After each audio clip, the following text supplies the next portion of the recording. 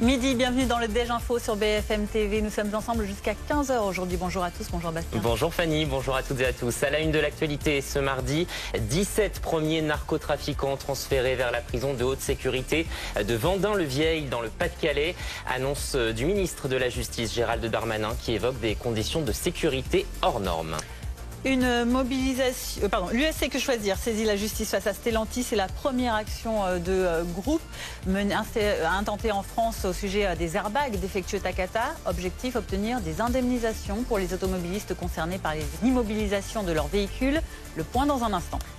Une mobilisation citoyenne inédite contre la loi Duplon. La pétition a dépassé le 1,5 million de signatures. Le gouvernement s'est dit disponible à un nouveau débat au Parlement. La FNSEA dénonce une hystérie autour des pesticides. Et puis de nouveau pourparlers entre Russes et Ukrainiens, ce sera ce mercredi en Turquie. Nous verrons si le coup de pression de Donald Trump peut faire bouger les lignes. Le Kremlin dit ne pas s'attendre à des avancées miraculeuses.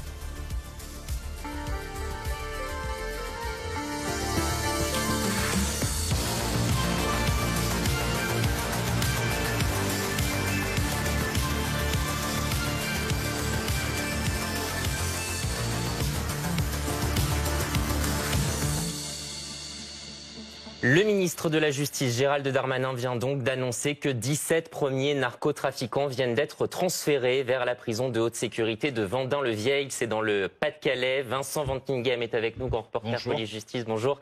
Ce centre, c'est le premier à avoir été choisi par le gouvernement pour accueillir les détenus les plus dangereux de France. Oui, la première prison de haute sécurité, c'était le 6 mars dernier que Gérald Darmanin l'avait annoncé le choix de cet établissement pour incarcérer les plus gros narcocriminels français. On attend 100 personnes dans ce QLCO, quartier de lutte contre la criminalité organisée.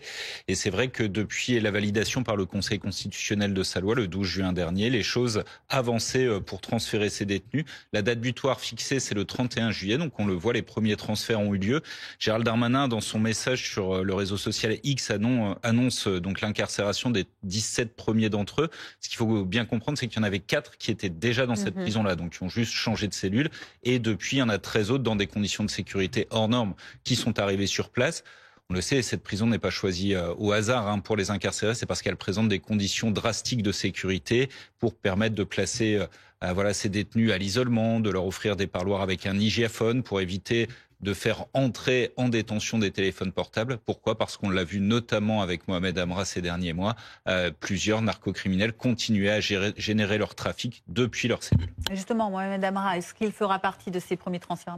Alors il en fera partie, c'est une évidence, mais ce qu'on peut dire ce matin, c'est qu'il n'a pas encore été transféré. Pour l'instant, lui, il est toujours à l'isolement à Condé-sur-Sarthe. Il doit rejoindre cet établissement dans les prochains jours, prochaines semaines, pour faire partie des 100 premiers narcotrafiquants incarcérés à Vendin-le-Vieil. Et ce qu'on peut dire aussi, c'est que ce ne sera pas la seule prison à haute sécurité, puisque Condé-sur-Sarthe, le deuxième établissement, doit lui aussi accueillir une centaine de prisonniers avec ce profil-là à l'horizon du 15 octobre. Derrière ça, Gérald Darmanin estime entre 600 et 700 le nombre de narcotrafiquants qui devraient bénéficier de conditions de détention drastiques, toujours pour mettre à mal, pour mettre à bas la lutte contre le narcotrafic. Merci beaucoup Vincent, voilà cette information qui vient donc de tomber. Gérald Darmanin qui annonce le transfert des 17 premiers narcotrafiquants vers la prison de Vendin-le-Vieil. Dans l'actualité aussi, l'UFC Que Choisir lance une action contre Stellantis en France. L'association de consommateurs lance donc une action de groupe pour indemniser les propriétaires de véhicules équipés d'airbags Takata. Et ça concerne 1 700 000 véhicules au total visés par cette interdiction de circuler à cause de ces airbags potentiellement défectueux. Explication de Valentin Demey. Aider les propriétaires de voitures Stellantis et Citroën à être indemnisés, voilà pourquoi l'UFC Que Choisir lance une action de groupe en justice contre les 2 constructeurs dans l'affaire des airbags Takata. Fin juin, le gouvernement a demandé l'immobilisation d'1,7 million de véhicules dans l'attente du remplacement de leurs airbags. Ces mesures de stop drive sont les conséquences directes de la gestion chaotique de Stellantis et Citroën et ouvrent ainsi le droit à réparation au profit des consommateurs lésés. Selon l'association de consommateurs, 2 phases s'ouvrent désormais. D'abord, un premier jugement qui doit admettre la responsabilité des 2 constructeurs. Ce qu'on demande au juge, c'est de rendre un jugement par lequel il va retenir la responsabilité du constructeur et fixer des critères précis d'indemnisation. L'UFC Que Choisir demande à la justice plusieurs types d'indemnisation pour les propriétaires des véhicules concernés. Par exemple, un préjudice de jouissance, ne pas pouvoir utiliser son véhicule librement donnerait lieu à une indemnité journalière. Une indemnisation des frais d'assurance ou encore de stationnement sont aussi demandés. La fondatrice du collectif Scandale Airbag Takata se réjouit du soutien de l'association de consommateurs. Elle alerte également sur le nombre de véhicules concernés. Les 1,7 million de véhicules ne concernent que le stop drive. Il y a 2,5 millions de véhicules qui effectivement sont encore roulants sur nos routes et qui sont de véritables bombes à retardement. Tristement célèbres, les airbags Takata sont à l'origine de 18 décès et 25 blessés en France selon le ministère des Transports. Ils peuvent exploser de façon incontrôlée en raison de la présence de nitrate d'ammonium, un explosif qui se dégrade avec le temps. Et on accueille à distance Christophe Legvac. Bonjour, merci d'avoir accepté notre invitation. Bonjour. Vous êtes avocat de plusieurs plaignants dans cette affaire Takata. On le disait, l'association de consommateurs UFC Que Choisir a décidé donc de saisir le tribunal afin que des préjudices causés aux automobilistes victimes de ces stop and drive depuis 2023 soient réparés. De quelles indemnisations, de quel montant on peut parler ? Bonjour, cette action collective est une action de groupe. C'est très différent de l'action collective que nous avons lancée l'année dernière et qui réunit 2800 personnes. Nous sommes partis au pénal parce que nous considérons que Citroën joue avec la vie des gens. Que Choisir préfère attaquer au civil pour obtenir des indemnisations, principalement des indemnisations, on va dire, de perte d'exploitation, de préjudice de jouissance. Ça nécessitera de toute façon, dans les deux cas, la nécessité de démontrer que vous avez reçu la lettre recommandée vous disant que votre véhicule est concerné et que vous avez attendu X temps pour que votre airbag soit changé. C'est à partir de là qu'on pourra déterminer le montant des préjudices. Est-ce qu'on a un ordre d'idée de cette indemnisation qui serait possible justement pour ces plaignants ? L'année dernière, le stop drive a commencé au mois de mai et certains airbags ont été changés au mois de décembre, ce qui représente plus de 100 jours d'attente. Or, on sait à peu près qu'il y a 50 € par jour d'indemnisation. Vous faites le calcul, 50 fois 100, ça fait 5 000 €. Ça, c'est sur le seul préjudice de trouble de jouissance. Après, il peut y avoir d'autres types de préjudices.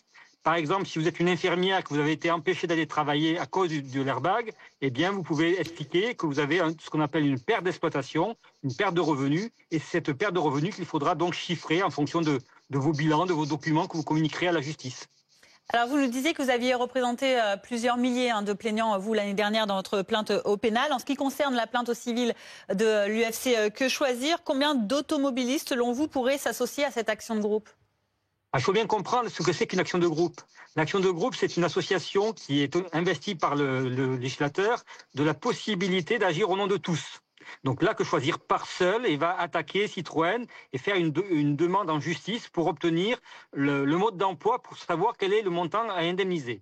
Une fois qu'ils auront eu ce jugement, mais pas avant 5 ou 6 ans, il y aura donc une nouvelle phase qui va s'ouvrir, qui permettra à toutes les personnes concernées, peut-être le million de personnes qui est en cause, d'aller chercher cette indemnité. Mais pour le moment, Que Choisir agit seul pour le compte de tous. Merci beaucoup Christophe Legvac d'avoir été avec nous pour réagir donc à cette action lancée par l'UFC Que Choisir. Plus de 1,6 million de signatures contre la loi du plomb et ça ne cesse de grimper. La pétition dénonce notamment la réintroduction d'un pesticide très décrié. Oui, et face à cette mobilisation citoyenne inédite, le gouvernement se retrouve dans l'embarras. On va y revenir. D'abord, écoutez Arnaud Rousseau, le président de la FNSEA, la Fédération nationale des syndicats d'exploitants agricoles. Il était l'invité de BFM TV ce matin. Ce produit, c'est un produit qui fait l'objet d'une homologation européenne. Je rappelle, parce qu'on entend beaucoup de choses et beaucoup d'hystérie. Pour moi, l'enjeu, c'est évidemment d'assurer la santé, mais c'est aussi de faire en sorte que je continue à produire une alimentation au profit des Français. Et moi, je le redis, une alimentation de qualité. Donc ce débat est un débat scientifique. Moi, je suis là en limite de compétences, je suis pas toxicologue, mais ce que je dis, c'est que il est utilisé partout, et donc si il est reconnu comme étant utilisable, et c'est le cas en ce moment par l'autorité sanitaire européenne, alors il faut que les agriculteurs français puissent l'utiliser. Franck Richer-Girolet est avec nous. Bonjour, merci d'avoir accepté notre invitation. Vous êtes porte-parole de l'association Avenir Santé Environnement. Une hystérie autour des pesticides selon la FNSEA. Que répondez-vous ? Concernant l'acétamipride, quelque chose d'assez simple. C'est pas parce qu'il est autorisé que c'est un produit qui est anodin. Il faut rappeler que l'EFSA, donc l'agence sanitaire européenne, à laquelle fait souvent référence Monsieur Rousseau, a dit en 2024 dans un document qu'il y avait une incertitude majeure sur l'innocuité de ce produit-là, sur la santé humaine, et qu'il serait bon de produire des données supplémentaires pour une évaluation plus appropriée. Et malgré ce que dit justement l'EFSA, on est en France en phase de réintroduction de ce produit-là, qui a des effets possibles sur le développement du cerveau, notamment des fœtus, et ce qui a conduit d'ailleurs l'EFSA à baisser la dose journalière admissible de ce produit-là. Et voilà, nous, les spécialistes en France, tels que Jean-Marc Bonmatin, spécialiste des néonicotinoïdes, disent que ça suffit à appliquer un principe de précaution, et on en est bien loin aujourd'hui. On le voit, ce débat n'est pas si tranché que ça sur la nocivité de cette acétamipride. Quels sont, vous le disiez, un certain risque que vous avez évoqué, quelles sont les sources scientifiques fiables auxquelles vous faites référence ? Nous, on travaille avec... Moi, je ne suis pas scientifique moi-même, je ne suis pas médecin, je ne suis pas toxicologue, mais on écoute ce que les toxicologues nous disent, que les scientifiques et les médecins nous disent. C'est-à-dire que face à cette loi du plomb, on a quand même eu un consensus assez important. Le directeur de recherche du CNRS qui se sont opposés à la réintroduction de la néonicotinoïde. On a eu la Ligue contre le cancer qui a clairement pris position en disant qu'on n'était pas du tout dans le principe d'application du principe de précaution. On a 1200 médecins qui ont signé une tribune, on a 20 mutuelles qui représentent 6 millions de Français qui se sont opposés à la loi du plomb, et bon nombre de citoyens et d'associations, notamment pour des raisons de santé publique. Alors comment vous expliquez que l'ANSES, par exemple, elle, est homologuée ce pesticide ?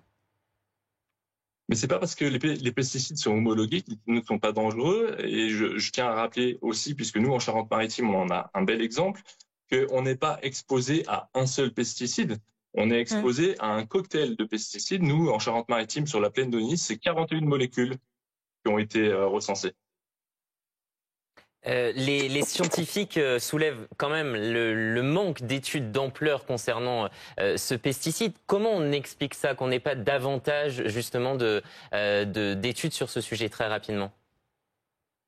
Quand on arrive à voir quand même qu'on a une étude en Suisse qui explique qu'on a de l'acétamipride et des néonicotinoïdes dans le liquide céphalorachidien d'enfants, de 14 enfants, une étude suisse, on parle quand même d'un neurotoxique dans le liquide qui entoure le cerveau. C'est d'une gravité énorme. On a des études au Japon qui prouvent que l'acétamipride, c'est un produit qui est persistant dans l'environnement et qu'on est exposé aussi par la pluie puisque ça monte dans les nuages. On a un problème de contamination des milieux et c'est une vérité. On est imprégné de ces pesticides et la loi du plomb permet en fait de réintroduire un pesticide qui n'est qu'un symptôme puisqu'en fait on est, je le redis, exposé à une quantité phénoménale de pesticides. Merci beaucoup Franck Richer-Girollet, porte-parole de l'association Avenir Santé Environnement. On continue de parler de ce dossier avec vous, Alexis Cuvillier, chef adjoint du service politique de BFM TV. On voit cette mobilisation incroyable, citoyenne, de jour en jour, et les gouvernements qui de plus en plus marchent sur des œufs. Oui, le gouvernement qui est contraint de s'exprimer et de dire ce qu'il pense de cette possibilité à l'Assemblée de réouvrir le débat, puisque vous savez que l'enjeu de cette pétition, c'est bien ça, avec ce nombre de signatures extrêmement important, l'existence d'un débat sur cette pétition lorsque les travaux parlementaires reprendront à la rentrée de septembre. Annie Genevard, la ministre de l'Agriculture, directement concernée par le dossier, est restée plutôt réservée depuis ce week-end. Elle sera sur le terrain demain. Elle s'est exprimée hier sur les réseaux sociaux pour dire qu'elle estimait que, il fallait qu'on puisse continuer à discuter. L'organisation d'un débat est désormais à la main de l'Assemblée nationale. Le gouvernement y est bien sûr pleinement disponible, dit Annie Genevard, qui répète qu'elle estime que le texte va dans le bon sens, car il y avait, selon elle, un risque de voir des filières de l'agriculture s'éteindre. Une filière française qui s'éteint, c'est une filière qui ne réapparaît pas, disait Annie Genevard dans ce message. L'autre ministre qui est concerné par ce dossier, c'est bien sûr Agnès Pannier-Runacher, du côté de la transition écologique. Elle aussi, fait paraître par un message publié sur les réseaux sociaux qu'elle estime en effet qu'il faut que le débat puisse se tenir. Elle reprend à son compte une proposition de l'ancien Premier ministre et patron des députés Ensemble pour la République, Gabriel Attal, qui estime qu'il faut que le débat revienne à la science. C'était la formule qui avait été employée, et que l'ANSES, l'Agence nationale de la sécurité sanitaire, puisse être saisie par le gouvernement pour donner son avis sur le texte de loi, afin que les décisions soient prises avec la meilleure connaissance des données scientifiques disponibles. Je cite: Le débat, ça ne suffira pas. Pour Mathilde Panot, la patronne des députés La France Insoumise, elle a écrit au président de la République. Vous vous souvenez de cette possibilité constitutionnelle qu'on évoquait hier pour le chef de l'État de créer une nouvelle discussion à l'Assemblée sur le texte de loi? C'est maintenant cela, la demande de la gauche qui va s'appuyer sur cette pétition et qui va maintenir la pression jusqu'à la rentrée. Merci beaucoup Alexis pour ces précisions. Faut-il être optimiste à la veille des nouveaux pourparlers qui doivent se tenir demain pour tenter de mettre fin à plus de 3 ans de guerre entre l'Ukraine et la Russie? Alors Volodymyr Zelensky a annoncé lui hier que de nouvelles discussions se tiendraient donc en Turquie, probablement à Istanbul, alors que sur le terrain, les frappes russes, elles se poursuivent. Écoutez le président ukrainien. L'ordre du jour de la réunion est clair pour nous. Le retour des prisonniers, le retour des enfants enlevés par la Russie et la préparation d'une réunion des dirigeants. Patrick Sauce est avec nous. Bonjour, chef du service international de BFM TV. Comment on sort de l'enlisement, Patrick? Déjà en fixant une date, parce que quand vous parlez de pourparlers demain, ça c'est ce que disent les Ukrainiens, les Russes sont plutôt sur après-demain, voire dans 3 jours. Déjà on a un petit peu de mal, et ça montre un peu le peu de cas finalement que les Russes font de ces négociations. Le Kremlin qui ne s'attend pas à des avancées miraculeuses ce matin. Oui, alors moi je vous le traduis en bon français, le Kremlin ne compte pas aller vers des avancées miraculeuses. Ils partent déjà comme ça. Dmitri Peskov a déjà donné finalement les clés ce matin depuis le Kremlin lors de son point presse quotidien. Ça se passe par téléphone en fait avec les journalistes, notamment ceux de l'agence France Presse qui retranscrivent ses propos. Et il a déjà donné les clés de cette nouvelle réunion qui a priori devrait plutôt se passer après-demain plutôt que demain. Les Russes vont attendre encore 24 heures. Il parle notamment d'échange de prisonniers, voire d'échange de corps, c'est donc ça ce qui va se passer. C'est déjà ce qui s'était passé lors des précédents... Oui, il faut pas le minimiser, parce que nous, on est au chaud en France, mais vous avez des milliers et des milliers de familles qui attendent soit le retour de leurs frères, fils, pères en bonne santé, soit la dépouille pour faire leur deuil. Donc ça, voilà, dans une guerre aussi longue, c'est évidemment important. Mais la question de la paix est totalement mise de côté dans ce nouveau cycle. Ce seront les mêmes délégations, ce sera à peu près le même lieu, un palais présidentiel qui a servi à la première ou à la deuxième tournée de négociation, mais ce sera absolument tout. Merci Patrick. Évidemment, on va continuer de suivre ce dossier de très près. Du côté du Royaume-Uni, on a appelé les alliés de l'Ukraine à lancer une campagne de 50 jours pour armer l'Ukraine et accélérer donc ces négociations. Bonjour Laura Calmus, vous êtes notre correspondante à Londres. Un appel qui fait écho à ces 50 jours d'ultimatum lancé par Donald Trump il y a quelques jours. Exactement. Et l'objectif, eh bien, c'est d'aider l'Ukraine dès maintenant sur le terrain, mais également tenter de ramener Moscou à la table des négociations. Alors hier, le ministre de la Défense britannique, John Healey, a présidé une réunion avec une 50aine de pays alliés. Il a demandé à ses membres d'intensifier leurs efforts pendant une durée de 50 jours pour renforcer leur soutien militaire à l'Ukraine. Il évoque en fait un moment d'opportunité maximale avec Londres et Berlin qui s'engagent déjà à envoyer 200 000 munitions, des missiles et également toujours plus de drones. On l'a vu ces derniers mois, le Royaume-Uni qui a déjà accéléré ses livraisons et qui promet aussi de poursuivre ses efforts dans les prochains mois. Londres qui a annoncé débloquer 810 millions d'euros à l'Ukraine pour l'achat de munitions. Laura Calmus à Londres, merci beaucoup pour ces précisions. À Gaza, entre déplacements forcés et famine, la communauté internationale alerte. L'OMS dénonce les attaques israéliennes d'hier dans le centre du territoire palestinien et 25 pays appellent à la fin immédiate de la guerre. Et vous voyez sur ce communiqué de l'agence France Presse, la situation également des journalistes et de leurs collaborateurs est remise en question. Parmi les pays les plus inquiets, la France. Et donc cette situation qui serait effroyable selon l'agence France Presse. Nous demandons à ce que la presse libre et indépendante puisse accéder à Gaza pour montrer ce qu'il se passe. Ça, c'est la demande du ministre français des Affaires étrangères sur cette situation en particulier. Stéphane Amar, vous êtes notre correspondant à Jérusalem. Israël se retrouve donc sous la pression de la communauté internationale. Est-ce que ça peut faire bouger les lignes ? Il y a peu de chance car il y a une seule pression qui compte pour les Israéliens, c'est la pression américaine. Les Américains sont les principaux fournisseurs d'armes à Israël, c'est bien connu, mais ce sont également les protecteurs diplomatiques d'Israël, notamment à l'ONU, mais d'une manière générale au sein de la communauté internationale. Pour l'instant, les Américains soutiennent ces opérations qui, ici en Israël, sont jugées indispensables. D'abord pour continuer d'affaiblir le Hamas. Vous vous souvenez que Benyamin Netanyahou avait fixé comme objectif de guerre l'éradication de la vente militaire du Hamas dans la bande de Gaza. Et l'état-major affirme que c'est en bonne voie. Et aussi pour tenter de retrouver des otages qui se trouveraient justement dans la zone qui vient d'être envahie par Israël, la zone de Deir al-Balah, c'est-à-dire au sud de la ville de Gaza. Donc pour l'instant, cette pression, surtout des pays européens, elle devrait rester sans effet pour les combats dans la bande de Gaza. Merci beaucoup Stéphane Amar pour ce point de situation. Évidemment, restez avec nous. Dans un instant, nous reviendrons plus longuement sur cette situation très complexe dénoncée par la communauté internationale à Gaza, situation humanitaire décriée notamment par l'Organisation mondiale de la santé avec ses risques de famine, ces morts qui se multiplient, vous le voyez, mais aussi la situation de journalistes qui sont très peu à pouvoir enquêter sur ce qui se passe dans le territoire palestinien depuis le début de la guerre, le 7 octobre 2023. Vous entendrez leur inquiétude notamment. Nous serons avec notre invité Rami Abou Jamous, journaliste sur place. Il nous dira ce qu'il vit au quotidien. Restez avec nous.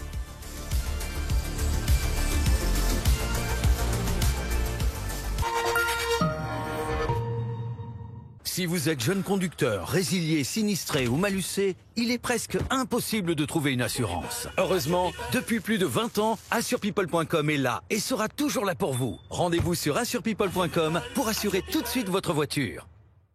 Jusqu'ici, le slip français n'était pas accessible à tout le monde. Et aujourd'hui, c'est la révolution. 13 ans d'engagement, 13 ans de conviction. Et aujourd'hui, un sous-vêtement accessible au plus grand nombre. Le slip français, c'est 300 emplois, 80 entreprises. Alors quand on baisse les prix par 2, on compte sur vous. Si vous voulez changer les choses, il faut commencer par changer de slip. On divise le prix par 2. Rendez-vous sur le slipfrançais.fr.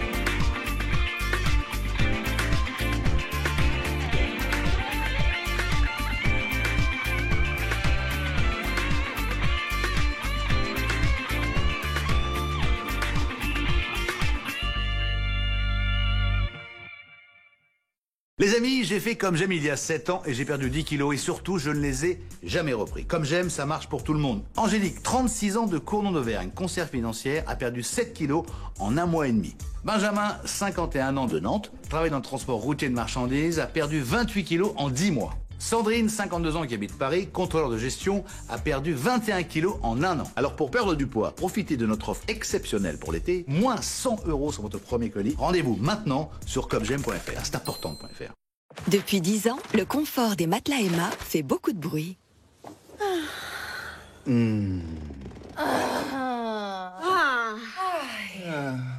Car avec les matelas Emma, c'est 10 ans de confort garanti. Un matelas qui s'adapte à votre corps, vous enveloppe de fraîcheur et vous soutient là où vous en avez le plus besoin. Emma, des matelas conçus pour une décennie de... Profitez des soldes d'été avec jusqu'à moins 50% sur emma.fr. C'est le moment de faire le plein d'énergie. Avec Nutribullet, un maximum de nutrition en un minimum d'effort. 7 jours sur 7.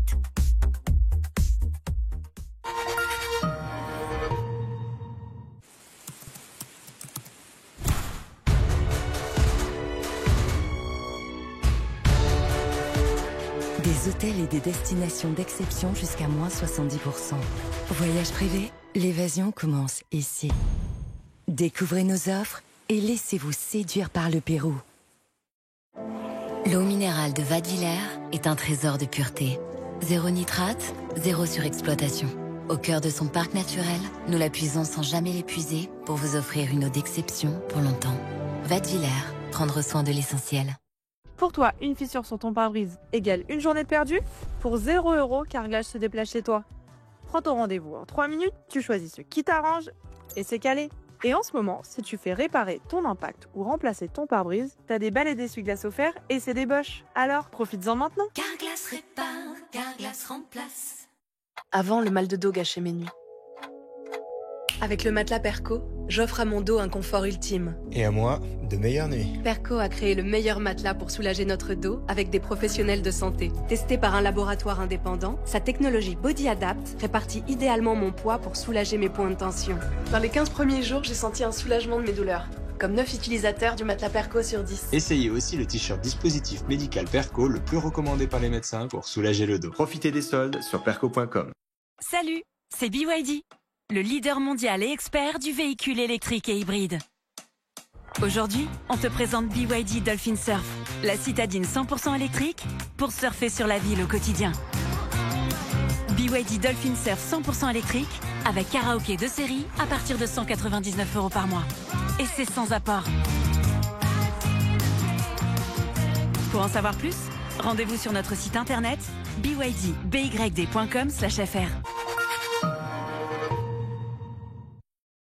Votre programme avec l'Azérostop, centre stop tabac proche de chez vous.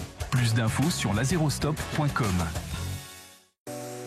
Votre programme avec les soins solaires Olysée. Bien protégé, bien hydraté pour un été en toute sérénité. Votre rendez-vous en toute tranquillité avec PayPal. Paiement en 4 fois sans frais sur vos sites préférés.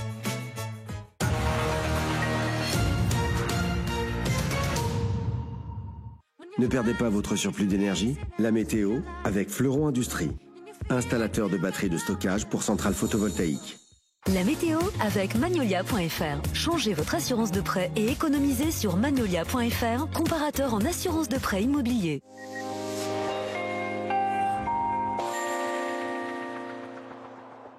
De la fraîcheur et des averses au programme, Loïc Rivière. Oui, autant vous le dire maintenant, ce sera probablement notre semaine la plus perturbée depuis le début de l'été. De nouveaux orages arrivent déjà dans le Finistère. Première goutte du côté de Morlaix, du côté de l'île aux Dames. Il faut noter que cette ville-pont est très exposée aux inondations et les cumuls seront importants dans les heures qui viennent en liaison avec cette dépression. Alors il y a quelques averses qui circulent pour l'instant près des frontières du Nord. Elles sont assez faibles. Elles vont peu à peu s'estomper dans le courant de l'après-midi. On surveille également le vent insensible sur une bonne moitié nord, mais aussi en Méditerranée. Le risque d'incendie est élevé dans le Var et pour toute la Corse.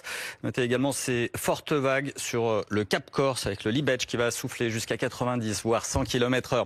Là on dépassera par endroits les 30 degrés en Méditerranée, sinon c'est un peu frais sur une bonne partie du pays. 26 à Limoges, 24 à Paris, pas plus de 20 degrés à Brest. Avec ces premières pluies, ces premiers orages, la nuit il sera probablement agité. Et pour cette journée de mercredi, on va retrouver ces pluies soutenues en Normandie, à l'intérieur de la Bretagne, mais également du Pays Basque jusqu'au Limousin. Cumul important en très peu de temps. Ce front orageux va peu à peu se décaler vers le midi toulousain jusqu'en vallée du Rhône. Dans l'après-midi, là aussi, de forts cumuls au pied du Massif central.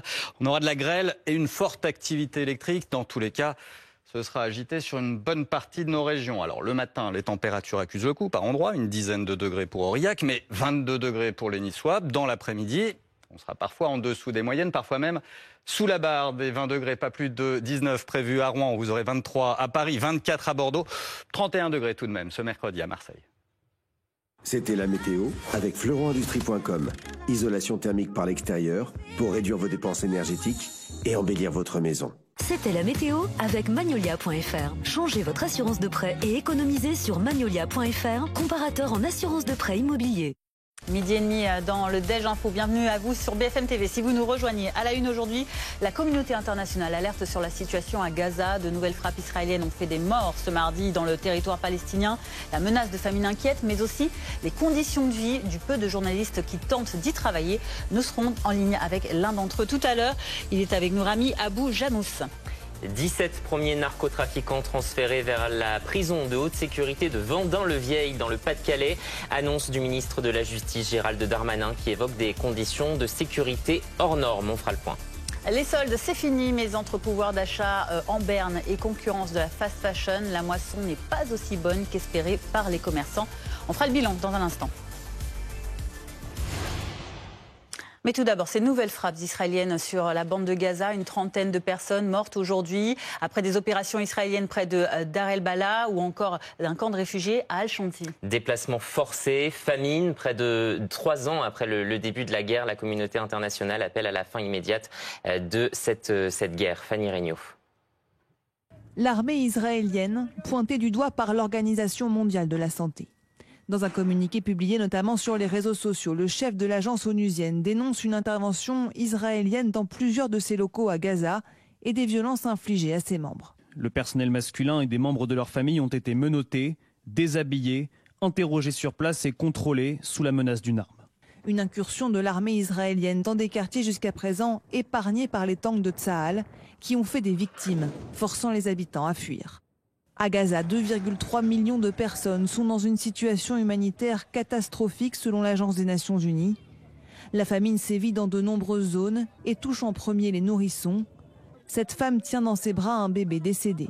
Il est mort de malnutrition. Sa famille ne pouvait pas le nourrir ni nourrir ses frères et sœurs. Dans les centres médicaux, les patients admis pour dénutrition se multiplient. Les enfants meurent de malnutrition, des enfants âgés d'à peine 1 ou 2 mois. Les points de passage sont fermés et il n'y a pas de médicaments, de traitements ou de nourriture. L'état de mon fils prouve ce que vivent les habitants de Gaza. Ce dimanche, au moins 90 personnes sont décédées lors d'une distribution alimentaire suite à des tirs de l'armée israélienne, selon la défense civile de la bande de Gaza. Israël continue d'utiliser la famine comme une arme de guerre, notamment en tuant plus de 995 Palestiniens attendant de l'aide dans leur propre piège mortel. Comme l'a averti le responsable onusien Tom Fletcher, la faim ne doit pas être contrée par des balles. Ce lundi, 25 pays occidentaux, dont la France, le Royaume-Uni, l'Australie ou encore la Belgique, ont appelé à un cessez-le-feu immédiat dans la bande de Gaza, ainsi qu'à la libération des 50 otages israéliens, toujours détenus par le Hamas. Autre inquiétude à Gaza, le sort des collaborateurs de journalistes de l'agence France Presse. Bonjour Rami Abou Jamous, journaliste palestinien à Gaza. Vous êtes également le fondateur de Gaza Presse. L'AFP, donc l'agence France Presse, a déclaré que la situation des journalistes qui collaborent avec elle serait effroyable. Vous qui êtes sur place, qui luttez pour nous informer sur ce conflit, racontez-nous dans quelles circonstances, dans quelles conditions vous travaillez au quotidien. Le problème, c'est que nous, les journalistes, on fait partie de cette population de 2,3 millions de personnes. Donc, on vit cette souffrance-là de la population de Gaza, que ce soit des massacres, des génocides, des nettoyages ethniques. Et là, récemment, la famine. Et la famine, c'est sur toute la population de Gaza. Malheureusement, il n'y a plus rien qui entre dans la bande de Gaza. Il y a quelques camions d'humanitaires qui passent. C'est juste un compte-goutte et une goutte dans l'océan pour les besoins de la population. Et malheureusement, dans cette famille-là, les plus vulnérables sont les enfants et les femmes et les personnes âgées. Récemment, là, dans les 48 heures, il y a eu 23 personnes qui ont été tuées avec cette arme de la famine. Parce qu'ils n'arrivent pas à trouver. La scène quotidienne de tous les Palestiniens, c'est une casserole à la main, une jerrycan, pour chercher à manger. Parce que malheureusement, personne n'a les moyens d'acheter dans le marché. Et déjà, on ne trouve plus rien dans le marché depuis presque 4 jours. Donc, la majorité, ils font de la queue pour des cuisines communautaires, ce qu'on appelle des tequillas, et remplir de l'eau. Parce que le problème, c'est que les premiers arrivés sont les premiers servis. Et on n'a pas beaucoup pour tout le monde. Et donc, et surtout, avoir à manger pour une famille moyenne à Gaza, c'est 7 personnes. Et pour cette personne, il n'y a pas suffisamment. Moi, mais personnellement, je suis une famille, j'ai 2 enfants, mon enfant Wally qui a bientôt 4 ans et Ramzi qui a 4 mois. Heureusement pour Ramzi qu'il est toujours allaité, donc on n'a pas besoin de lait pour les enfants, pour les bébés, parce qu'on ne trouve pas de lait dans le bébé. Même si j'ai quelques moyens d'en acheter ce lait-là qui est trop cher, mais on ne le trouve plus dans le marché. Donc moi, heureusement qu'il est allaité par sa mère, mais on a des centaines de milliers et des milliers de bébés qui cherchent à avoir du lait, ils n'arrivent pas à le voir. Et bien sûr, quand on parle aussi des journalistes, notre travail, ça doit être aussi de se déplacer tous les jours d'un endroit en autre pour couvrir ce qui se passe. Malheureusement, on n'a pas cette possibilité parce qu'on est épuisé physiquement. Et deuxièmement, parce qu'on n'a pas de moyen, il n'y a pas de moyen de transport faute d'avoir de fuel dans la bande de Gaza. Il n'y a plus de fuel qui entre. Donc, soit on fait des kilomètres à pied, soit sur des charrettes. Situation Ouais, situation très compliquée, hein, on l'entend. Est-ce que tout cela crée aussi des tensions au sein de la population? Est-ce que vous constatez ce genre de scène? Oui, bien sûr, parce qu'on est sur le nerf. L'occupation fait de nous que le plus fort, c'est le plus servi. Même dans les zones où il y a distribution d'aide humanitaire de la fondation Gaza Humanitarian Foundation, c'est le plus fort qui est servi. Donc c'est le Hunger Game, et celui qui arrive le premier, c'est lui qui est servi. Malheureusement, c'est pas toute la population qui peut aller chercher cette aide humanitaire, même s'il veut, il sait qu'il va risquer sa vie pour être forcé à jouer ce jeu-là de Hunger Game. Mais malheureusement, maintenant, c'est la survie. On se rapproche de plus en plus dans la loi de la jungle, et le plus fort, c'est lui qui va survivre. Merci Rami Abou Jamous de nous avoir dépeint ce quotidien que vous vivez et que vous rapportez également pour nos médias ici en France de la situation à Gaza. On part sur un tout autre terrain cette fois-ci avec des discussions pour la paix entre Russie et Ukraine qui doivent reprendre prochainement en Turquie. Avec quel résultat? C'est la question. Après les échecs de mai et juin déjà à Istanbul, Volodymyr Zelensky se dit prêt à traiter directement avec Vladimir Poutine. Moscou, en revanche, avance des positions diamétralement opposées. Mathis Menu, Nicolas de Rossi et Stéphanie Zenati. À proximité de la frontière, comme ici à Soumy, ou là, en visant directement la capitale ukrainienne, la Russie continue d'intensifier ses attaques. Des tirs, alors qu'un troisième cycle de pourparlers se prépare en Turquie. Des discussions de paix entre Moscou et Kiev qui enverra à Istanbul son ex-ministre de la Défense. Et pour chaque camp, des exigences non négociables. L'ordre du jour de la réunion est clair pour nous. Le retour des prisonniers, le retour des enfants enlevés par la Russie et la préparation d'une réunion des dirigeants. Du côté russe, il n'y a pas de changement dans l'équipe de négociation. Jusqu'à présent, nos deux projets sont totalement et diamétralement opposés. Il y a donc beaucoup de travail diplomatique à faire. La Russie, qui dit ne pas s'attendre à des avancées miraculeuses, d'autant qu'elle continue à se montrer intraitable et à réclamer avant tout accord de paix le retrait complet des forces ukrainiennes dans 4 régions considérées comme occupées, ou la promesse pour Kiev de ne jamais rejoindre l'OTAN. À près de 8000 km de là, Donald Trump compte suivre cette nouvelle rencontre de près, après l'échec des 2 sessions de mai puis juin dernier. Le président américain qui a d'ores et déjà lancé un ultimatum à la Russie en exigeant un accord de paix d'ici 50 jours, sous peine de sanctions sévères et d'une reprise de livraison d'armes à Kiev. Du côté du Kremlin, évidemment, on sent une certaine réserve sur ces négociations. Hier, le porte-parole du Kremlin avait dit qu'il y aurait beaucoup de travail pour revenir à des résultats. Paul Gogo, vous êtes notre correspondant à Moscou. Quid de l'éventualité de cette rencontre directe entre Vladimir Poutine et Zelensky qui est demandée par le président ukrainien ? Eh bien, Dmitri Peskov, le porte-parole de Vladimir Poutine, vient justement de s'exprimer sur ce sujet-là avec un peu d'ironie, voire de provocation. Il a expliqué qu'il partait du principe, Vladimir Poutine partait du principe que la loi ukrainienne interdisait toujours à Volodymyr Zelensky de rencontrer Vladimir Poutine et que donc une rencontre entre les deux présidents n'était pas d'actualité. Dans les faits, c'est une façon de renvoyer la balle à l'Ukraine parce qu'on a bien compris que les Russes n'avaient pas réclamé ces négociations, que les Russes y répondront certainement pour montrer leur bonne volonté et puis pouvoir faire marcher à leur rhétorique qui explique que la Russie veut la paix, la Russie veut les négociations. Mais dans les faits, ce qui pousse le Kremlin à répondre à toutes ces injonctions, c'est finalement le facteur américain parce qu'à Moscou, on veut montrer à Donald Trump qu'on est de bonne volonté, qu'on veut aller au bout des choses, tout en continuant à côté à conduire cette guerre en Ukraine et à conduire certains objectifs militaires que le Kremlin se voit bien réaliser avant la fin de l'été. Paul Gogo à Moscou, merci beaucoup d'avoir été avec nous. Retour en France avec cette annonce du ministre de la Justice, Gérald Darmanin. Les 17 premiers narcotrafiquants viennent d'être transférés vers la prison de haute sécurité de Vendin-le-Vieil. Vincent Van Kinghem, ce centre, c'est le premier à avoir été choisi pour accueillir ces narcotrafiquants les plus dangereux de France. Oui, souvenez-vous, c'était le 6 mars dernier. Gérald Darmanin avait annoncé que Vendin-le-Vieil serait la première prison de haute sécurité, ces fameux QLCO, les quartiers de lutte contre la criminalité organisée, destinés à accueillir les 100 plus gros narcotrafiquants français. Eh bien, depuis ce matin, 17 d'entre eux ont pris position dans les cellules réaménagées. 4 millions d'euros de travaux ont été effectués dans cette prison pour les accueillir avec des conditions de détention strictes, de manière à ce qu'ils cessent tout trafic qu'ils pouvaient perdurer, alors même que ces détenus étaient derrière les barreaux. On le sait, Vendin-le-Vieil, c'est la première prison haute sécurité. 100 détenus doivent y être installés d'ici au 31 juillet. Et puis derrière, il y en aura d'autres. Il y aura notamment Condé-sur-Sarthe qui subira aussi des travaux au mois d'octobre pour accueillir là aussi une deuxième vague de narcotrafiquants détenus dans les prisons françaises aujourd'hui. Merci beaucoup pour ces précisions, Vincent Van Kinghem.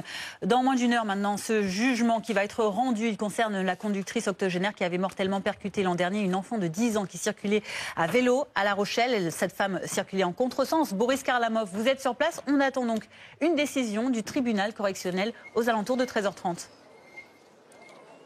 Oui, absolument, puisque l'octogénaire elle est poursuivie pour homicide et blessures involontaires au volant d'un véhicule à moteur et délit de fuite. La procureure avait alors requis 4 ans de prison avec sursis et une annulation de son permis de conduire pour 5 ans. On va rappeler les faits. Le 5 juin 2024, en milieu de matinée, cette femme alors âgée de 83 ans aujourd'hui circulait à contresens sur une avenue de La Rochelle où la vitesse était limitée à 30 km/h.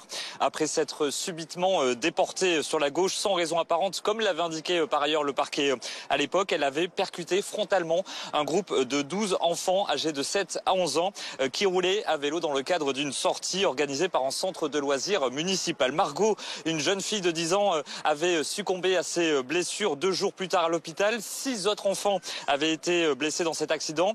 L'octogénaire avait continué sa route sans freiner avant qu'un témoin ne l'aide à s'arrêter. Elle avait alors expliqué avoir fait un malaise. Le procès il s'est tenu ici à La Rochelle le 1er juillet dernier et cette octogénaire, elle avait déclaré à la barre « Est-ce que je me sens responsable ? Un peu, je conduis bien, je trouve ». Lors de ce procès, les avocats des parties civiles avaient alors dénoncé des propos dénués d'émotion et parfois confus de la part de la prévenue. À la barre, elle avait affirmé ne se rappeler de rien. Elle avait eu quelques mots d'excuses car son avocat lui avait intimé l'ordre de le faire.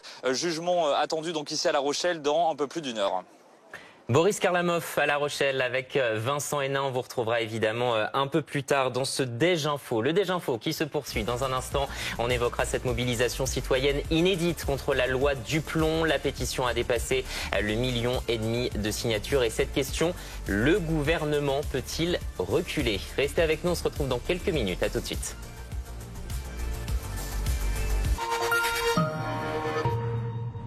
Salut, c'est BYD. Le leader mondial et expert du véhicule électrique et hybride.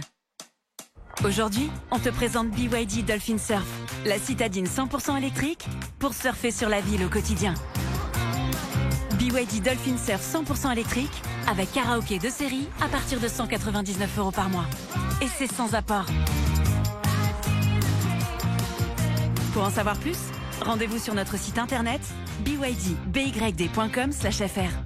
Avec Comme J'aime, j'ai perdu 44 kilos en 9 mois. En 6 mois, j'ai perdu 11 kilos. Et moi, j'ai perdu 50 kilos en 10 mois. Grâce à Comme J'aime, j'ai perdu 13 kilos en 5 mois. J'ai perdu 11 kilos en 4 mois. J'ai perdu 9 kilos en 4 mois. Et moi 15. Ça c'était moi avant, mais aujourd'hui j'ai perdu 15 kilos. En 9 mois, j'ai perdu 24 kilos avec Comme J'aime. Et moi 57 kilos en 11 mois. Alors pour perdre du poids, profitez de notre offre exceptionnelle pour l'été. Moins 100 € sur votre premier colis. Rendez-vous tout de suite sur commej'aime.fr. Commej'aime.fr. Vous savez pourquoi chez Carglass on vous demande votre numéro d'immatriculation? Eh ben regardez notre stock là. Ça nous permet d'identifier tout de suite votre pare-brise pour l'envoyer dans le centre que vous avez choisi. C'est pour ça que chez Carglass, on peut vous donner un rendez-vous très rapidement.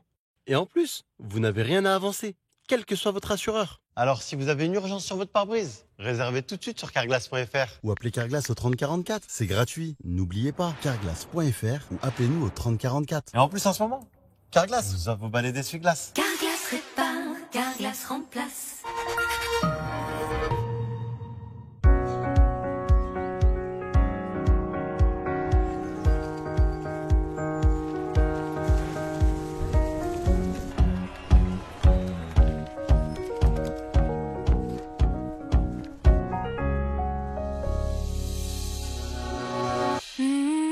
Groupama est là et soutient les passionnés de vélo. Nous avons déjà offert à plus de 15 000 cyclistes amateurs un maillot aux couleurs de leur club. Groupama. Groupama, toujours là pour moi.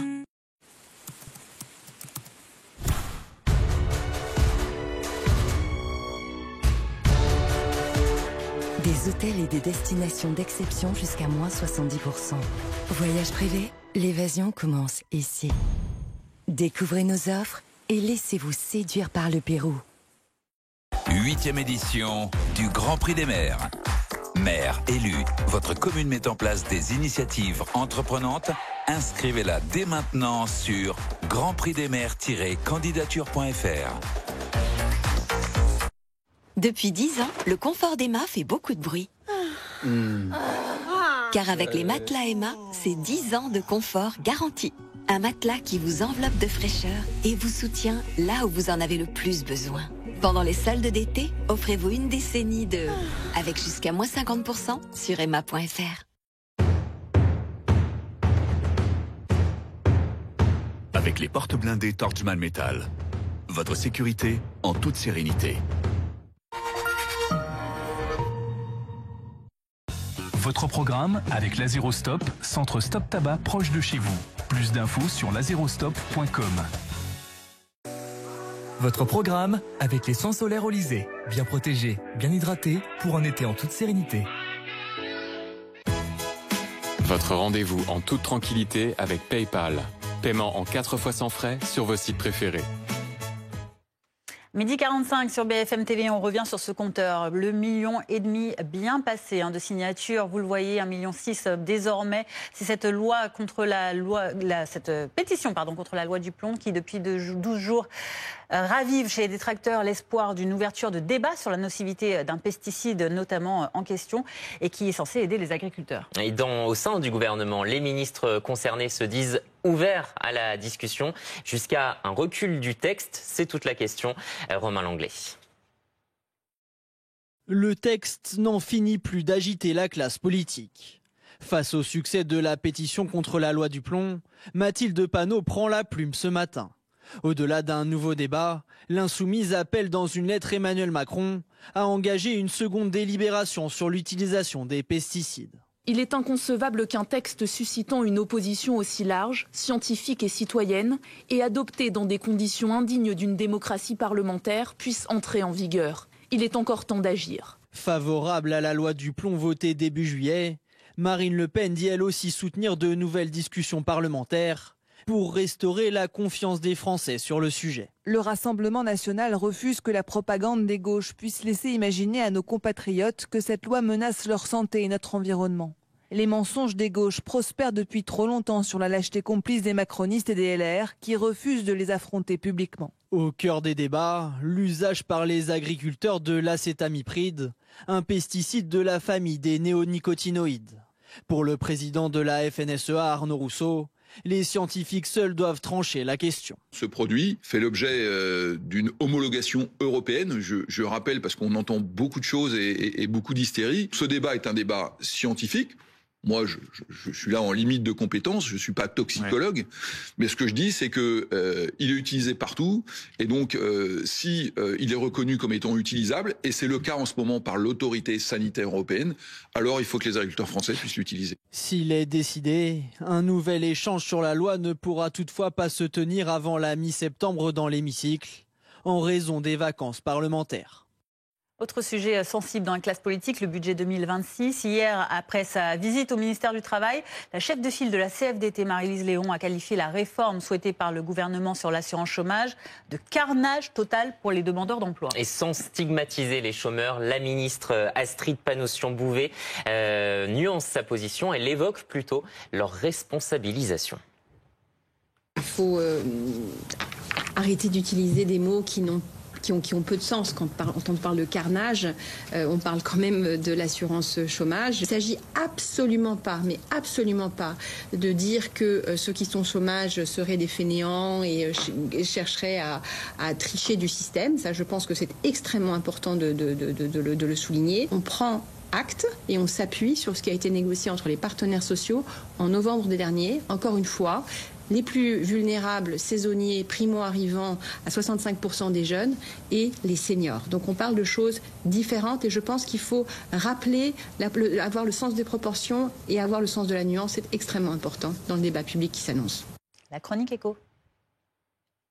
Découvrez votre programme avec CM Line, votre partenaire minceur et beauté pour retrouver votre ligne et sublimer votre éclat. Votre programme avec Magnolia.fr. Changez votre assurance de prêt et économisez sur Magnolia.fr, comparateur en assurance de prêt immobilier.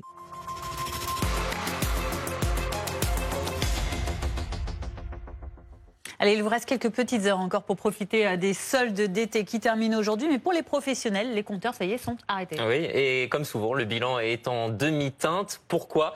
Eh bien, élément de réponse dans ce reportage de Marie Roux et Déborah Roch.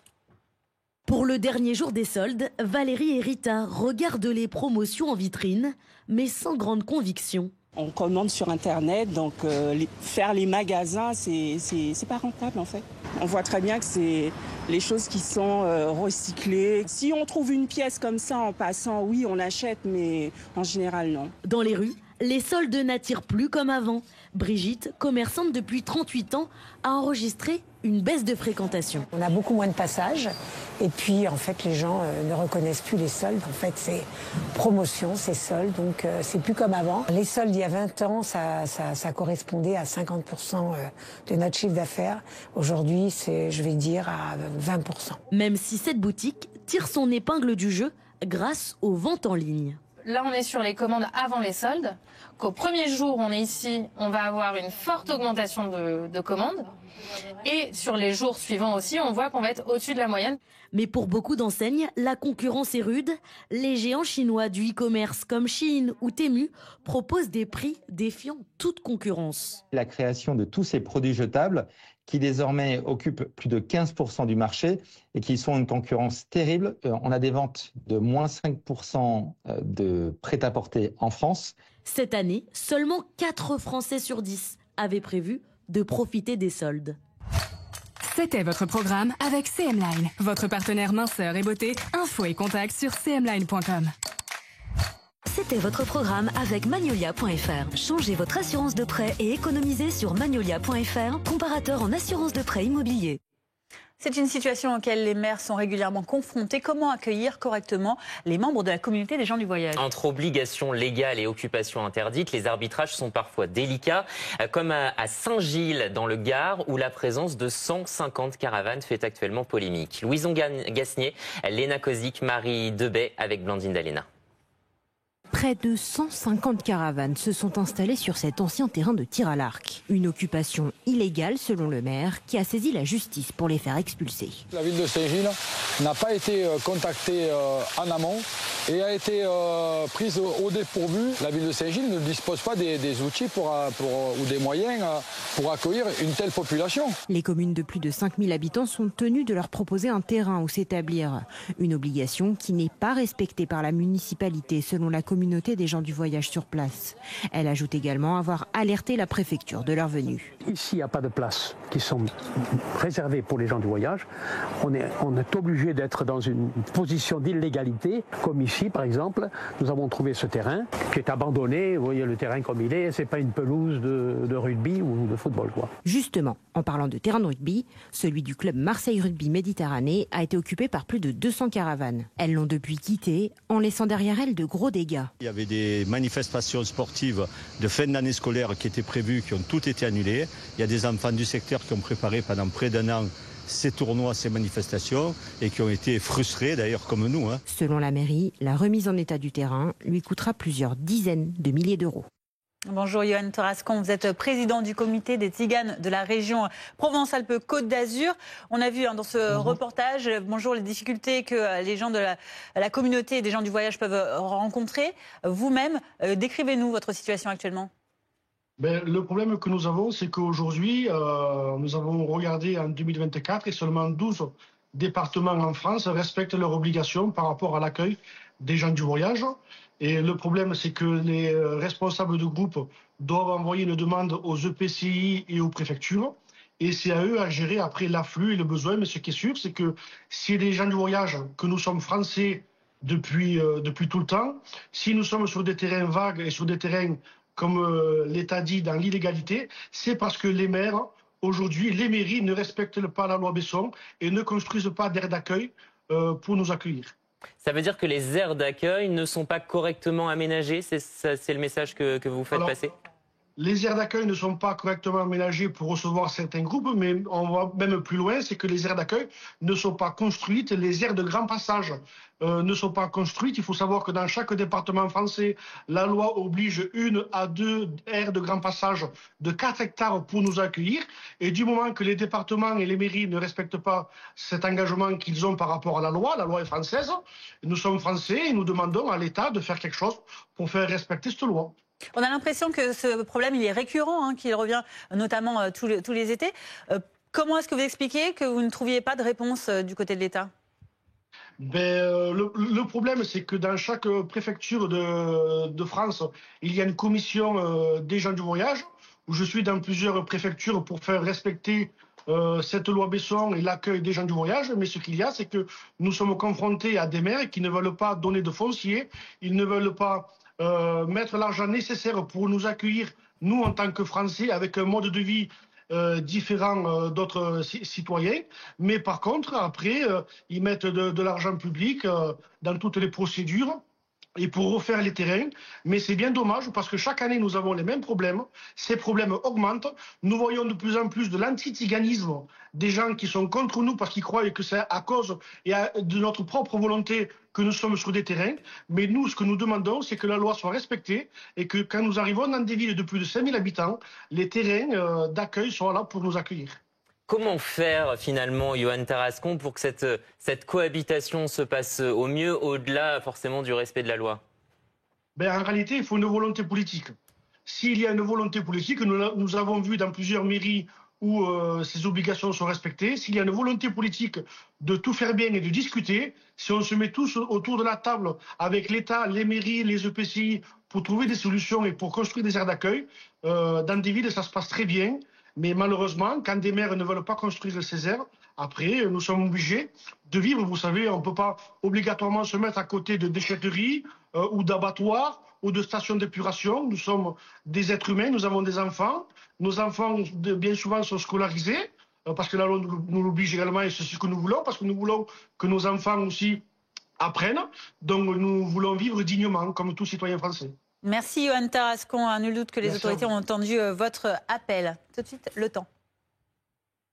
Ne perdez pas votre surplus d'énergie. La météo avec Fleuron Industrie, installateur de batteries de stockage pour centrales photovoltaïques.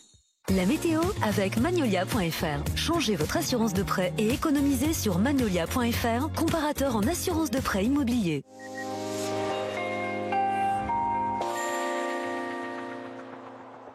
Et Loïc, il faut aller en Méditerranée pour dépasser les 30 degrés. Oui, sinon, il faut bien l'avouer, c'est tout de même assez mitigé pour aujourd'hui.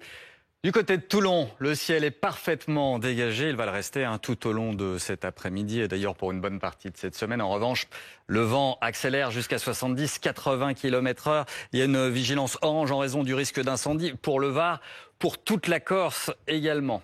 Et on surveille également cette dépression qui va plonger vers le pays avec la perturbation associée. Quant à elle, elle va nous donner des orages nombreux, souvent fortement pluvieux pour cette journée de mercredi. Les premières averses accostent en direction du Finistère. Elles vont circuler cette nuit sur une bonne moitié ouest. Les cumuls seront conséquents, notamment en Normandie, vers l'intérieur de la Bretagne, mais aussi et surtout du Pays Basque. En remontant vers le Massif central, ce front pluvieux orageux va peu à peu se décaler. Ensuite vers le Midi toulousain jusqu'en basse vallée du Rhône, cumul important au pied du Massif central, de la grêle localement et donc un temps très agité sur une bonne partie du pays. Voyons les températures maintenant. Le matin, une dizaine de degrés pour Aurillac, 22 degrés pour les Niçois et 17 à Paris. Dans l'après-midi, ce sera souvent un peu frais. Alors, sauf en direction de la Méditerranée, jusqu'à 31 degrés à Marseille, mais 24, pas plus, à Bordeaux, 23 à Paris. On sera même sous la barre des 20 degrés en direction de Rouen, sous la pluie, pas plus de 19 degrés pour ce mercredi. Alors, les orages vont s'attarder ensuite pour cette journée de jeudi, principalement du Massif central jusqu'aux frontières du Nord. Peu à peu, l'instabilité va s'estomper. En fin de semaine, les éclaircies reprendront l'avantage à partir de ce vendredi. Ça devrait se radoucir pour ce week-end, mais pour l'instant, l'indice de confiance n'est pas très élevé à partir de dimanche. C'était la météo avec fleuronindustrie.com. Isolation thermique par l'extérieur pour réduire vos dépenses énergétiques et embellir votre maison. C'était la météo avec Magnolia.fr. Changez votre assurance de prêt et économisez sur Magnolia.fr, comparateur en assurance de prêt immobilier. Il est quasiment 13h sur BFM TV. Très heureux de vous accompagner pour votre Déj Info. À la une de l'actualité de ce mardi, 17 premiers narcotrafiquants transférés vers la prison de haute sécurité de Vendin-le-Vieil. C'est dans le Pas-de-Calais. Annonce faite ce matin par le ministre de la Justice, Gérald Darmanin. Il évoque des conditions de sécurité hors normes. L'association UFC Que Choisir saisit la justice face à Stellantis. C'est la première action de groupe intentée en France au sujet de ces airbags défectueux, les Takata. Objectif, obtenir des indemnisations pour les automobilistes concernés par ces immobilisations de véhicules. Le point dans un instant. Une mobilisation citoyenne inédite contre la loi Duplon. La pétition a dépassé le 1,5 million de signatures. Le gouvernement s'est dit disponible à un nouveau débat au Parlement. La FNSEA, de son côté, dénonce une hystérie autour des pesticides. De nouveau pourparlers entre la Russie et l'Ukraine prévus dans ces prochains jours en Turquie. Nous verrons si le coup de pression de Donald Trump peut faire bouger les lignes. Le Kremlin dit ne s'attendre pas à des avancées miraculeuses.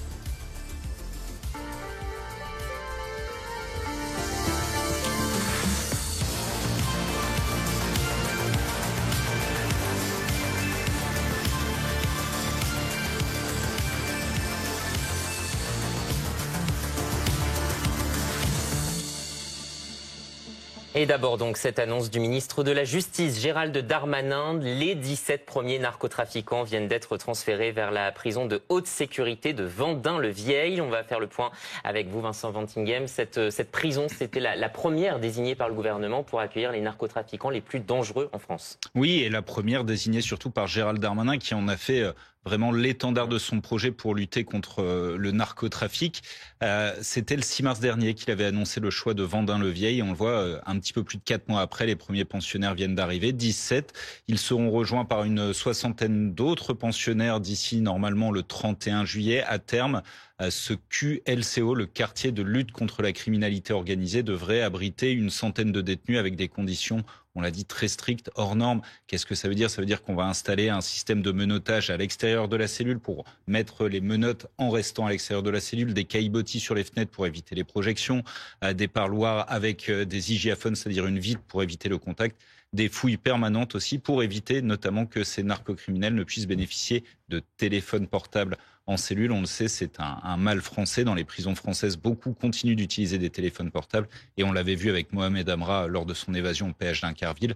Certains continuent à gérer leur trafic alors même qu'ils sont détenus. Justement, est-ce que Mohamed Amra fait partie de ces premiers transférés ? Bien non, il va y arriver, mais pour l'instant, il ne fait pas partie de la première vague. Il a été avisé qu'il serait transféré dans cette prison de haute sécurité de Vendin-le-Vieil. Pour l'instant, il est toujours à Condé-sur-Sarthe, à l'isolement, et il devrait faire partie d'une deuxième vague, là encore dans des conditions de sécurité hors normes. On imagine que ce transfert se fera aussi en toute discrétion avec l'appui des forces de l'ordre, évidemment. Et puis derrière Vendin-le-Vieil, il y aura d'autres établissements aussi qui sont destinés à accueillir ce type de profil.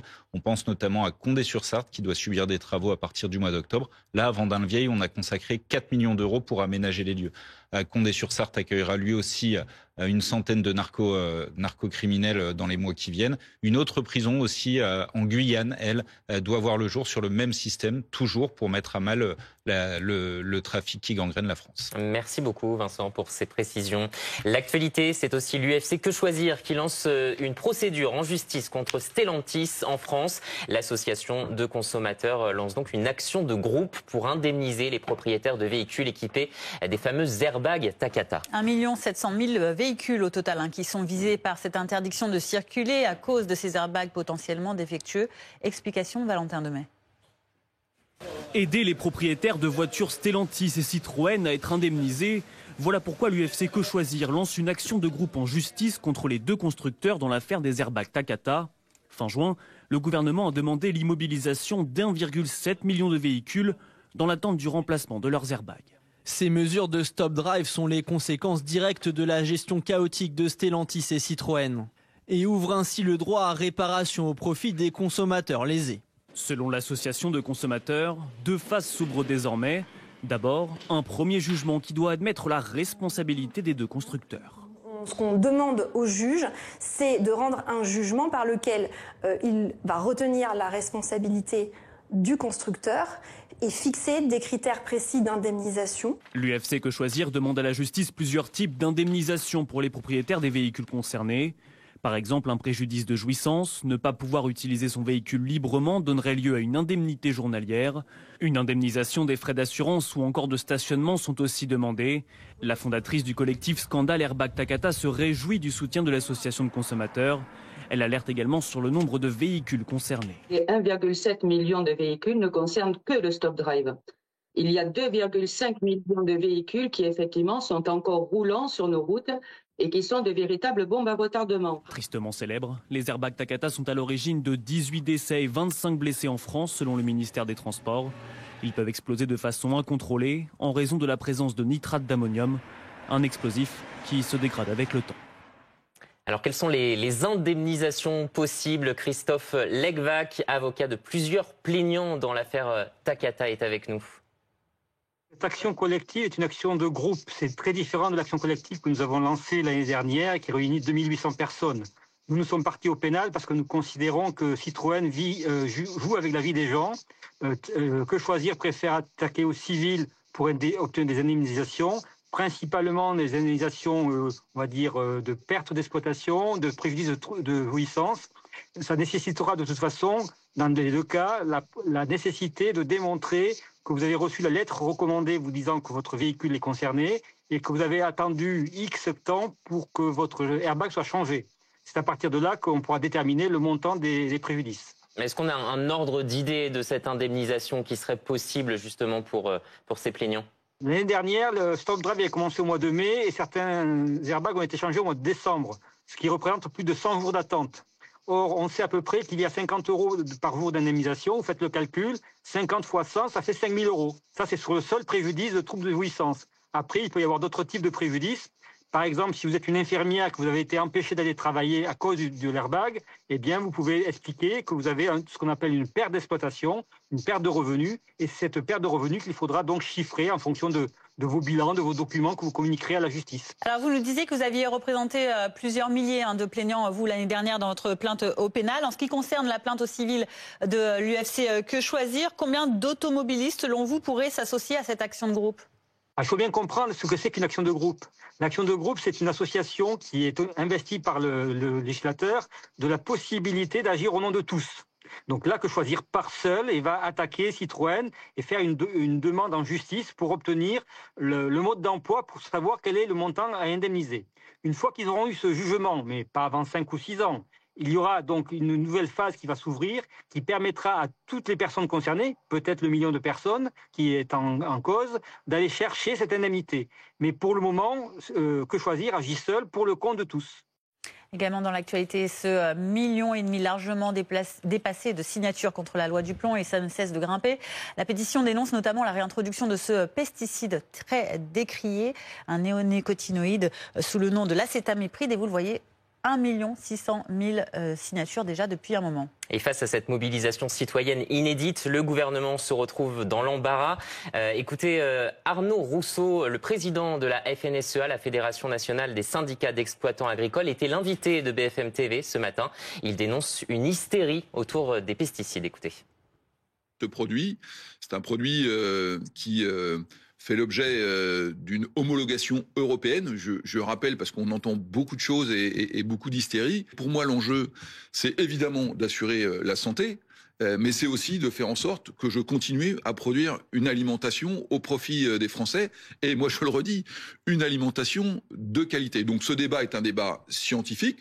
Moi, je suis là en limite de compétences, je ne suis pas toxicologue, mais ce que je dis, c'est que il est utilisé partout, et donc si il est reconnu comme étant utilisable, et c'est le cas en ce moment par l'autorité sanitaire européenne, alors il faut que les agriculteurs français puissent l'utiliser. Franck Richer-Girollet est avec nous. Bonjour, merci d'avoir accepté notre invitation. Vous êtes porte-parole de l'association Avenir Santé Environnement. Une hystérie autour des pesticides selon la FNSEA. Que répondez-vous ?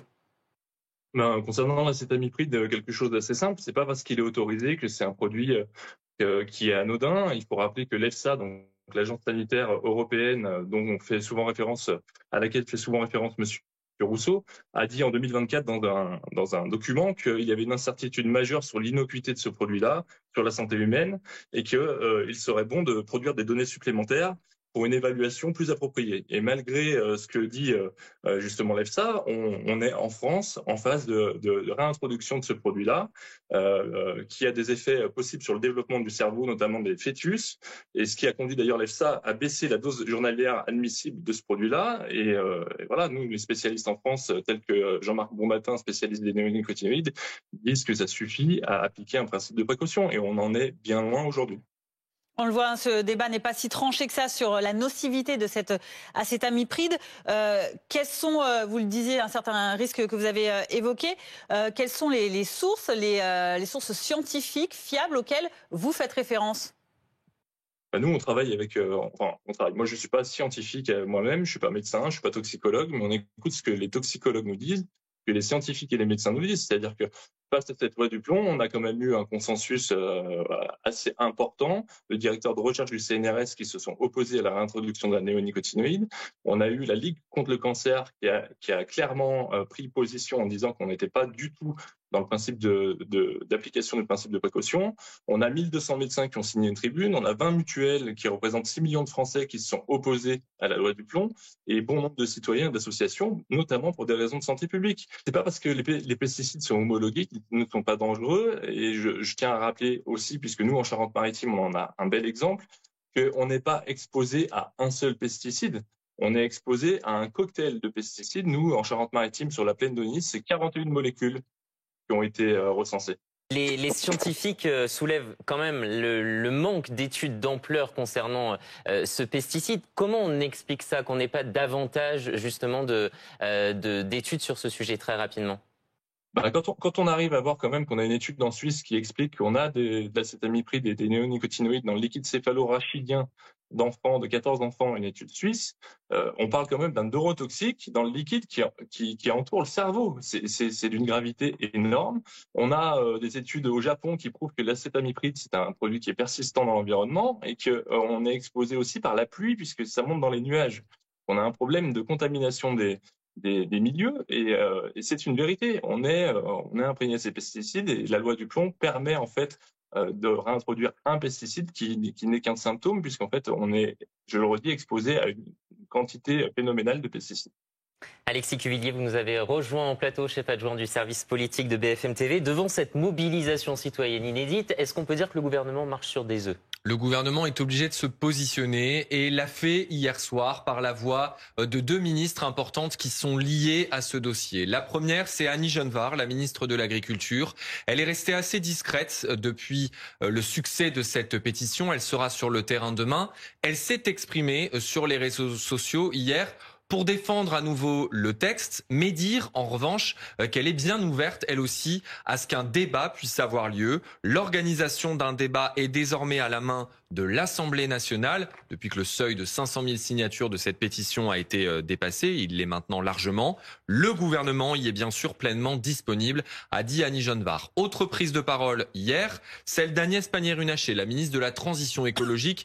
Elle aussi, bien sûr, concernée par un certain nombre de questions autour de ce sujet. Elle aussi est favorable à ce que ce débat puisse avoir lieu.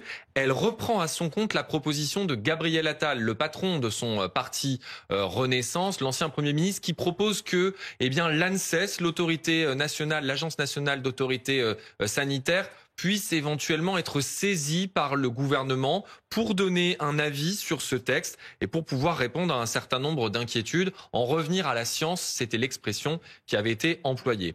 En revanche, du côté de la gauche, on a compris que ce débat maintenant faisait une forme d'unanimité. La gauche, du coup, veut aller plus loin. C'est le sens de la lettre de Mathilde Panot, la chef des députés LFI, lettre adressée au président de la République. Mathilde Panot qui en appelle au pouvoir constitutionnel du chef de l'État d'aller au-delà de ce débat. Il ne saurait suffire ce débat. Nous vous demandons solennellement d'engager une nouvelle délibération de ce texte. C'est un pouvoir constitutionnel du président de la République. Ça veut dire que la loi, cette fois-ci sur le fond, serait bien revue à l'Assemblée et qu'un nouveau débat parlementaire aurait lieu. À ce stade, selon nos informations, le chef de l'État n'a pas prévu de répondre et de s'exprimer sur ce sujet avant que le Conseil constitutionnel ne se soit exprimé sur le fond de la loi. Merci beaucoup pour toutes ces précisions sur cette loi du plomb. Affaire à suivre évidemment. Restez avec nous dans un instant. Exclusivité BFM TV, un entretien de nos envoyés spéciaux en Ukraine. Nicolas Coadou était au toucher avec le ministre des Affaires étrangères Jean-Noël Barrot. Il est en déplacement près de la ligne de front à Kharkiv. Extrait à suivre et l'intégralité de cet échange, ce sera à 18h20 dans BFM Story. A tout de suite.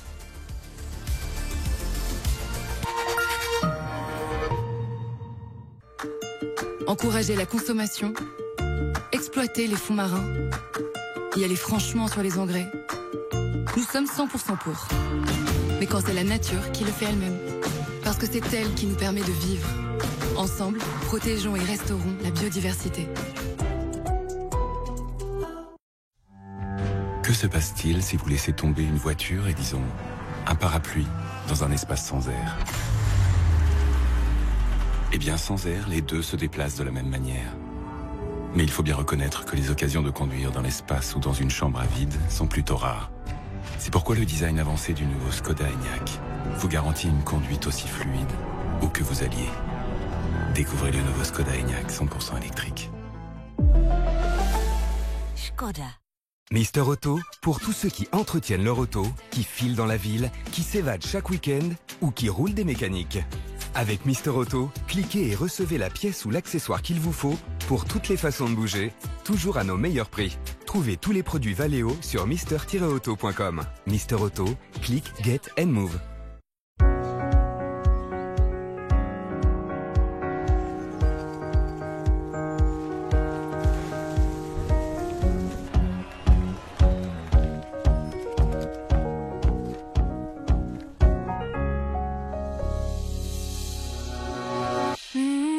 Groupama est là et soutient les passionnés de vélo. Nous avons déjà offert à plus de 15 000 cyclistes amateurs un maillot aux couleurs de leur club. Groupama. Groupama, toujours là pour moi. Les amis, devant moi, tous les produits d'un colis comme j'aime, soit 28 jours de programme, des lasagnes, du couscous, des moelleux au chocolat, le tout livré directement chez vous. Et en plus, en ce moment, vous avez une réduction de 100 € sur votre premier colis. Et avec comme j'aime, vous le savez, on perd du poids. Les clients perdent en moyenne 6 kilos dès le premier mois. Regardez Mélissa, moins 11 kilos, Sandrine, moins 21 kilos. Alors, pour profiter de moins 100 € sur votre premier colis, composez le 0800 37 37 37 ou comme j'aime.fr, c'est important.fr.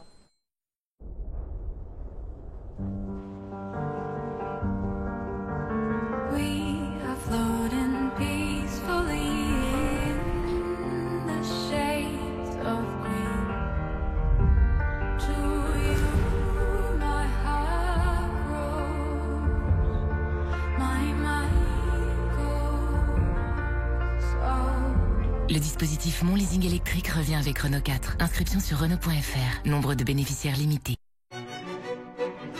Où que vous alliez, réservez des visites, billets et activités sur getyourguide.fr. Des expériences de voyage inoubliables.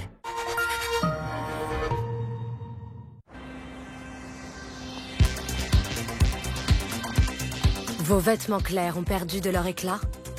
La nouvelle lessive Mire les ravive en seulement 10 lavages.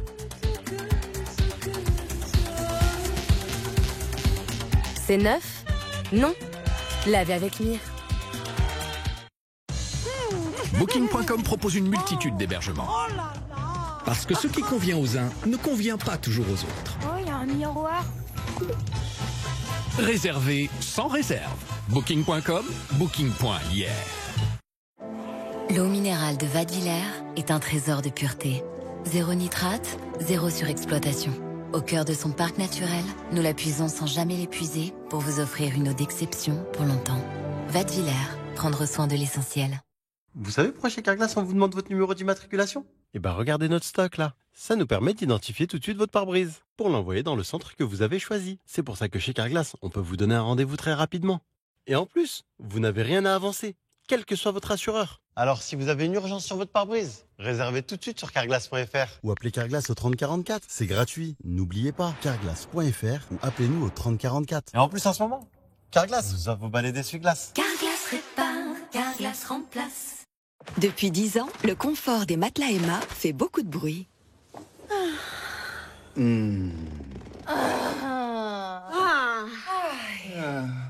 Car avec les matelas Emma, c'est 10 ans de confort garanti. Un matelas qui s'adapte à votre corps, vous enveloppe de fraîcheur et vous soutient là où vous en avez le plus besoin. Emma, des matelas conçus pour une décennie de... Profitez des soldes d'été avec jusqu'à moins 50% sur emma.fr. Ah, Marseille, ma belle. Pour Get Your Guide, on le fait à la bien. Suis-moi, je te guide. Laisse ma ville te parler. Écoute sa voix. Du Vieux-Port au Courgilien. Des rires, des couleurs à chaque recoin. Des instants gravés, des souvenirs à jamais. Marseille crée les codes? Suis-moi, je les décode. Découvre l'âme de ma ville sur Get Your Guide. Avec les portes blindées Torchman Metal. Votre sécurité en toute sérénité. –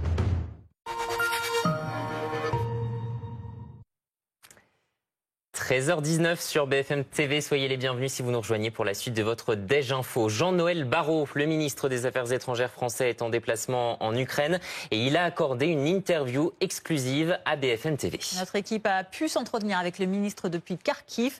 Nicolas Coadou était au toucher, sont sur place.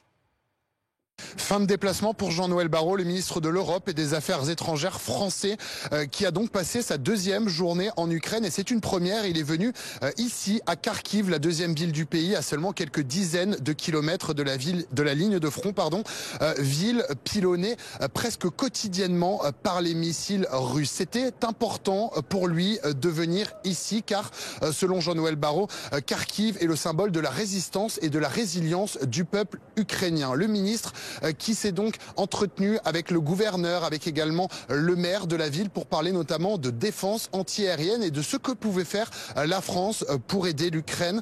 Je vous propose de l'écouter au micro de Théo Touché.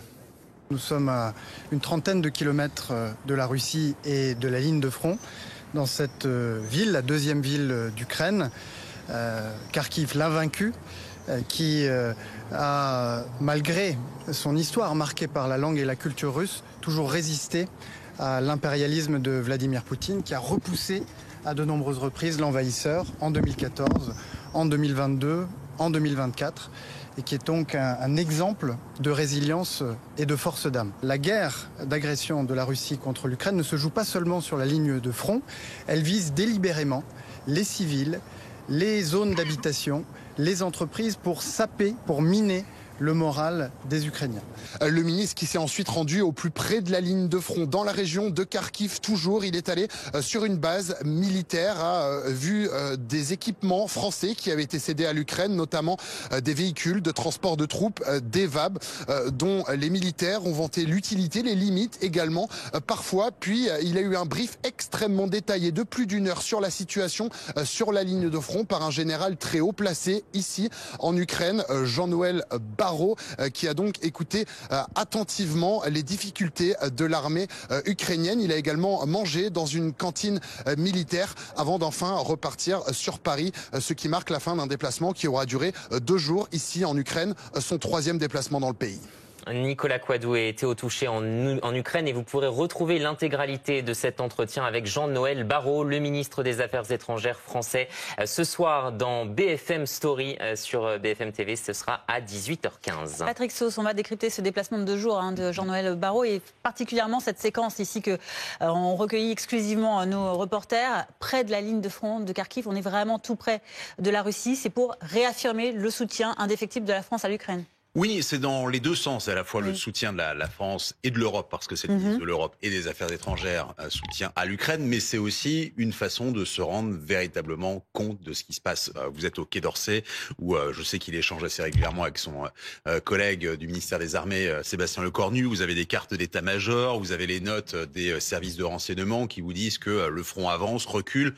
Mais y aller, c'est encore autre chose parce que nous, en images, nous avons régulièrement des comptes rendus de bombardements dans les grandes villes, mais c'est difficile depuis quelques mois maintenant d'avoir un visu de ce qui se passe véritablement sur le front. Eh bien, le ministre y est allé, pour le coup, avec une toute petite délégation et nos envoyés spéciaux, avec la volonté aussi à chaque fois de sortir de la séquence. En fait, le train a quitté Kharkiv, pour tout vous dire, pour des raisons de sécurité, parce que, souvenez-vous, juste avant l'arrivée de Jean-Noël Barrot à Kiev, 432 drones sont tombés sur l'Ukraine, dont une bonne partie sur Kiev. Donc c'est à la fois se rendre compte aussi du matériel. C'était vraiment intéressant ce que disait Nicolas, notre envoyé spécial, parce que les véhicules de l'avant blindés, ça fait partie des premiers matériaux roulants que l'on a envoyés en Ukraine. C'est très pratique, mais c'est du matériel qui est assez vieux. Les premiers VAB, ils ont 50 ans. Ils datent de 1976, et donc oui, c'est pratique, c'est rustique, ça permet, il n'y a pas trop d'électronique, mais en même temps, ça reste vieux et pas toujours très bien blindé. Eh bien ça va permettre un rétexte, c'est-à-dire un retour d'expérience quand Jean-Noël Barrot va en parler avec son collègue du ministère des Armées, et ça va permettre aussi là, de mieux flécher la livraison d'armes, de munitions. Puis encore une fois, c'est les livraisons à la française, c'est-à-dire peut-être moins de matériel, mais tout le matériel, c'est-à-dire aussi les boulons ou les pneus qui vont servir à faire rouler ces VAB, si on garde cet exemple. On attend de nouveaux pourparlers entre les Russes et les Ukrainiens. Quand vont-ils se tenir? Oui. Est-ce qu'on a une idée de la question? Ce que dit Volodymyr Zelensky, c'est que ça va se passer demain. Sauf que dans son point presse quotidien, Dmitri Peskov n'a pas donné de date, et une source qu'on imagine très bien informée a dit à l'agence TASS, qui est l'agence vraiment qui a pignon sur Kremlin, l'agence d'État, que ces pourparlers auraient lieu après-demain. Le programme a été donné par Peskov lui-même, c'est-à-dire, a priori, on pose ce qu'on appelle les mémorandums de paix, c'est-à-dire, grosso modo, le point de vue de chacun. On part du fait que personne n'est d'accord puisqu'on les connaît par cœur, et on va sans doute s'entendre sur un échange de prisonniers, pas plus. Merci beaucoup Patrick pour ces précisions. On parle de Gaza à présent, entre déplacements forcés et famine. La communauté internationale alerte, et d'ailleurs le président turc vient de déclarer qu'il jugeait inacceptable la mort de Palestiniens pour trouver, je cite, un morceau de pain ou une gorgée d'eau. L'OMS de son côté dénonce les attaques israéliennes d'hier dans le centre du territoire palestinien, et 25 pays appellent à la fin immédiate de la guerre. Stéphane Amar, bonjour, vous êtes notre correspondant à Jérusalem, Israël, qui se retrouve donc sous la pression américaine et de la communauté internationale notamment. Est-ce que ça peut faire bouger les choses? Alors, il y a peu de chance. D'abord parce que cette pression, elle est avant tout européenne. Et les Européens, ici, sont traditionnellement considérés comme indifférents, voire hostiles à la cause israélienne. La seule pression qui est véritablement prise en compte, c'est la pression américaine. Or, les Américains eux-mêmes ont critiqué cette déclaration à l'adresse d'Israël. Ils mettent, eux, plutôt l'accent sur la libération des otages par le Hamas, sur le fait que le Hamas refuse de conclure un accord avec Israël, c'est en tout cas la version américaine. Donc, pour l'instant, les Israéliens, l'armée israélienne conserve le soutien des Américains, le soutien à la fois diplomatique, mais aussi logistique. C'est essentiel car les Américains fournissent l'essentiel de l'armement de l'armée israélienne. Donc pour l'instant, les Israéliens sont déterminés à poursuivre cette offensive à Deir el-Balah malgré la crise humanitaire dont on voit les images en ce moment. Ils vont poursuivre avec deux objectifs: affaiblir définitivement le Hamas et essayer de libérer les otages encore entre les mains du mouvement islamiste. Stéphane Amar, notre correspondant à Jérusalem, merci à vous. Tout de suite, c'est la météo.